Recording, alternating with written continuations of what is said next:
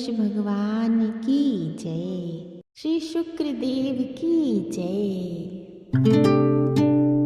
शुक्र ग्रह को सुख, संपदा, ऐश्वर्य, आकर्षण और सौंदर्य का कारक माना जाता है।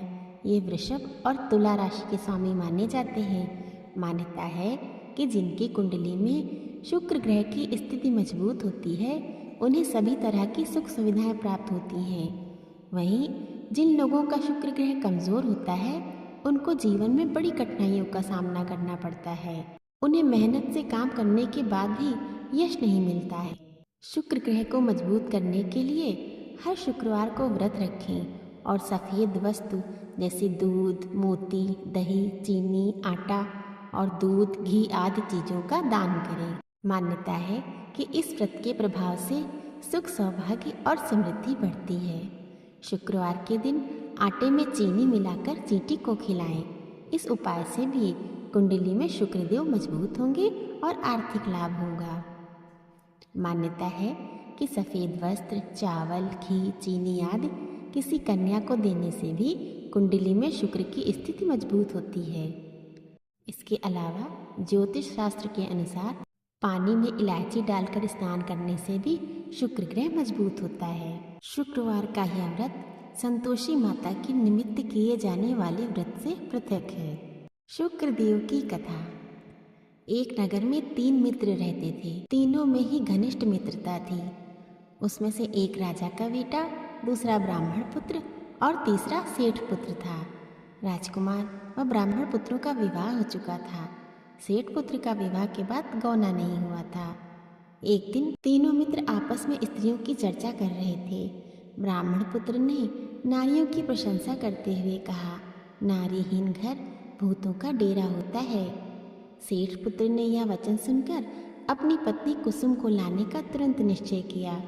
सेठ पुत्र अपने घर गया और अपने माता पिता को अपना निश्चय बताया। उन्होंने बेटे से कहा, अभी शुक्र देवता डूबे हुए हैं। इन दिनों बहू बेटियों को उनके घर से विदा कराकर लाना शुभ नहीं, अतः शुक्रोदय के बाद तुम बहू को विदा करा लाना। सेठ पुत्र अपनी जिद से टस से मस नहीं हुआ और अपनी ससुराल जा पहुंचा। सास ससुर को उसके इरादे का पता चला। उन्होंने उसको समझाने की कोशिश की किंतु वह नहीं माना। अतः उन्होंने विवश होकर अपनी कन्या कुसुम को उसके साथ विदा करना पड़ा। ससुराल से विदा होकर पति पत्नी नगर से बाहर निकले ही थे कि उनकी बैलगाड़ी का पहिया टूट गया और एक बैल की टांग टूट गई। पत्नी को भी काफ़ी चोट आई। सेठ पुत्र ने आगे चलने का प्रयत्न जारी रखा। तभी डाकुओं से भेंट हो गई और वे धन धान्य लूट कर ले गए। सेठ का पुत्र पत्नी सहित रोता पीटता अपने घर पहुंचा। जाते ही उसे सांप ने डस लिया। उसके पिता ने वैद्यों को बुलाया। वैद्यों ने उसे देखने के बाद घोषणा की, आपका पुत्र 3 दिन में मर जाएगा। जब उसके मित्र ब्राह्मण के लड़के को पता लगा तो उसने कहा, सनातन धर्म की प्रथा है कि जिस समय शुक्र का अस्त हो तो कोई अपनी स्त्री को नहीं लाता, परंतु यहाँ शुक्र के अस्त में पत्नी को विदा कराकर ले आया है। इस कारण सारे विघ्न उपस्थित हुए हैं। यदि यह दोनों ससुराल में वापस चले जाएं, शुक्र के उदय होने पर पुनः आवे तो निश्चय ही विघ्न टल सकता है। इतना सुनते ही सेठ ने अपने पुत्र को उसकी स्त्री सहित शीघ्र ही उसकी ससुराल में वापस पहुंचा दिया।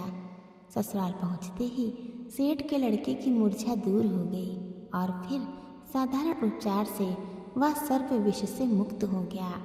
अपने दामाद को स्वस्थ देखकर ससुराल वाले अत्यंत प्रसन्न हुए और जब शुक्र का उदय हुआ तब बड़े हर्षपूर्वक उन्होंने अपनी पुत्री को विदा किया। इसके पश्चात वह दोनों पति पत्नी घर आकर आनंद से रहने लगे। शुक्र व्रत करने से अनेक विघ्न दूर होते हैं।